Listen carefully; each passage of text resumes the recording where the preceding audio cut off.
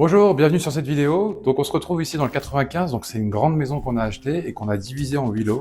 On a dû faire un permis de construire pour faire la division officielle. Donc on a découpé, ils nous demandaient une place de parking pour les studio et les T2 et 2 places pour les T3. Je vous montre ça afin que vous puissiez vous projeter et voir à peu près ce qu'on fait. Donc là on se retrouve dans un premier appartement, donc dans un studio.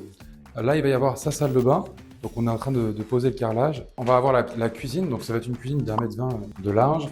Donc là, vous pouvez voir là, les arrivées d'eau chaude et les arrivées d'eau froide ici. Il y a les évacs en bas. On met des doubles prises ici. En gros, là, c'est parce que c'est une 120, sinon on n'hésite pas à mettre pas mal de prises au niveau de la cuisine, ça sert toujours. Là, du coup, on a mis une porte palière. C'est une porte 3 points.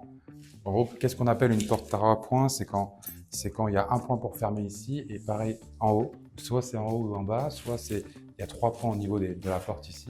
C'est ce qu'on appelle une porte 3 points. C'est obligatoire sur tous les appartements qu'on crée. En gros, dans un appartement classique, il faut bien vérifier les portes 3 points.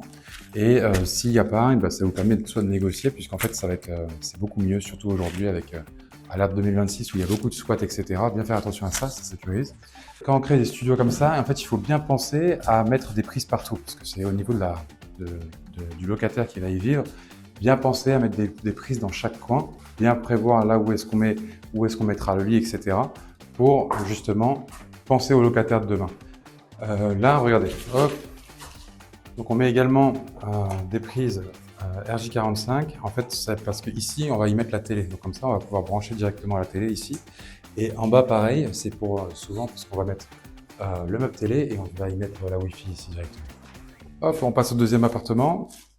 Alors ici, on va se retrouver dans le hall d'entrée de l'immeuble. On a choisi de laisser il y avait une belle cheminée. On a choisi de la laisser pour donner du charme à l'immeuble. Ça va nous permettre de pouvoir avoir une belle entrée. Au niveau, donc là, on rentre dans le deuxième appartement. Donc comme vous l'avez vu, une porte palière ici également. Donc là, on va se retrouver dans le séjour.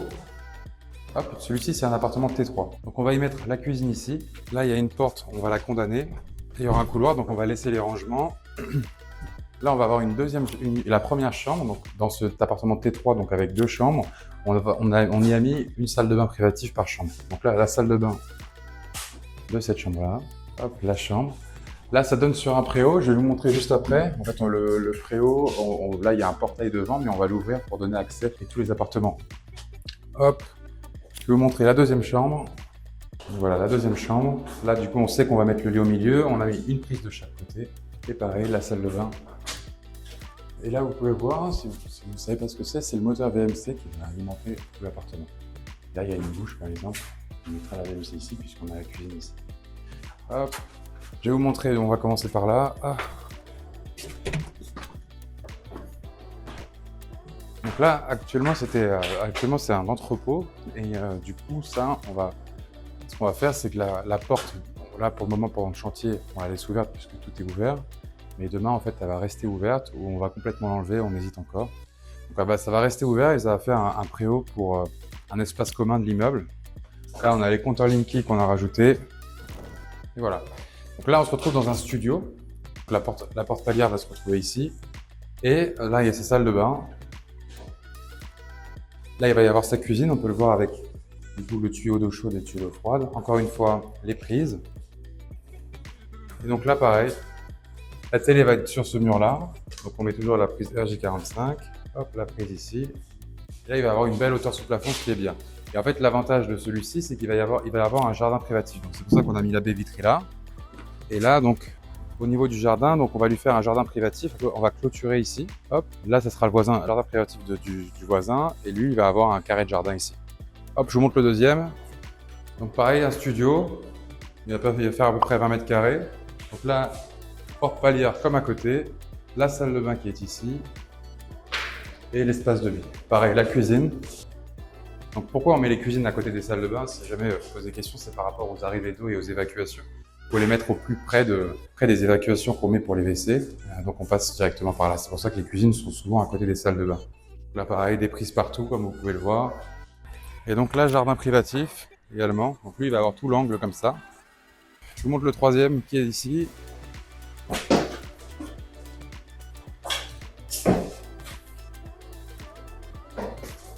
Donc là, on se retrouve dans le salon. Dans le salon, il va y avoir, du coup, on a la salle de bain directement ici. la première chambre. La cuisine, donc comme je vous disais, donc là on a la salle de bain derrière, la cuisine là, avec l'évacuation que vous pouvez voir ici, qui est branchée du coup directement à l'évacuation, à la colonne d'eau. Hop, la cuisine va être là, et là on va lui mettre un petit séjour, et du coup ici on se retrouve dans la deuxième chambre. Hop. Donc là c'est les portes intérieures, et là du coup ça c'est de la cloison BA13. Qu'est-ce que c'est que de la cloison BA13? C'est de la cloison phonique en fait, qu'on met entre chaque appartement. Donc nous, ce qu'on fait pour quand on crée des appartements comme ça, en gros on met 2 plaques de BA13 de chaque côté de la structure métallique de chaque cloison. Ça nous permet d'avoir vraiment une résistance phonique, on n'a pas de problème entre les deux voisins qui disent ouais voilà j'entends le voisin etc. On a un problème de son, donc ça on le fait quand il n'y a pas de mur porteur qui sépare. On met vraiment 2 couches de BA13 et on fait en sorte que ce soit vraiment bien isolé entre chaque appartement. Hop, suivez-moi, je vais vous montrer du coup le reste. Je vais fermer. Donc on est parti pour l'étage, donc on se retrouve de nouveau dans l'entrée de l'immeuble. Et là, je vais vous montrer l'étage. Donc on a 2 appartements à l'étage. Donc on se retrouve ici dans un T2. Là, on a déjà posé le carrelage au sol. Donc la cabine de douche. Là, le WC. Vous pouvez voir l'évacuation au sol. Tac. Donc là, on va voir le séjour de l'appartement avec la cuisine dans l'angle là-bas. 220 pareil. Ici. Là, on va leur mettre le canapé dans l'angle et la télé sur le mur, encore une fois, avec les prises RJ45 et du coup la chambre, le tableau de l'appartement. Et là, du coup, ici, on se retrouve également dans un T2. Alors le T2 sur celui-ci, en fait, ça va être un T2 en duplex, donc on a récupéré les combles. Comme vous pouvez le voir, on est en train d'isoler là-haut. Et donc là, on va avoir l'espace cuisine ici, la salle de bain à votre droite, et l'espace de vie ici. Et en fait, on va mettre un escalier au milieu pour qu'il monte directement dans sa chambre dans les combles. Ok, donc on vient de faire le tour de l'immeuble, vous avez vu à peu près les appartements. Donc là, on est en cours de chantier, il sera livré d'ici 2-3 mois. Donc là, le plus important est passé, les évacuations sont passées, l'électricité est passée.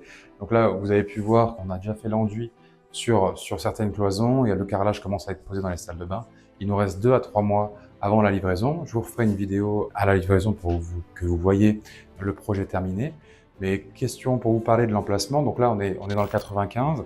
Ça a été intéressant puisqu'on a acheté une grande maison et qu'on a fait passer un archi. On a pu mettre en condition suspensive la division officielle de tous les logements qu'on a créés. On a travaillé, c'était un dossier assez long en termes administratifs puisque le permis de construire a dû être accepté, le permis de construire a dû être purgé. C'est un beau projet, mais encore une fois, le plus important, ça va être la localisation. Là, on est à moins de 5 minutes à pied d'une gare, ce qui va nous permettre d'avoir une forte demande locative. Donc le potentiel, on l'a acheté très bas, c'était en un sale état. Le localisation, on était bon. On a pu créer des logements pour pouvoir utiliser une stratégie qui va nous donner un projet rentable. Donc on s'est sécurisé au niveau du compromis et de la promesse de vente en mettant des conditions suspensives d'obtention de permis avec ce qu'on voulait exactement. Donc c'est un super projet, on va être à plus de 9% de rendement, mais je vous ferai la vidéo avec tous les chiffres en détail en vous disant exactement quel appartement est loué à combien, la vidéo fin de chantier. Donc je vous dis à bientôt et à la prochaine.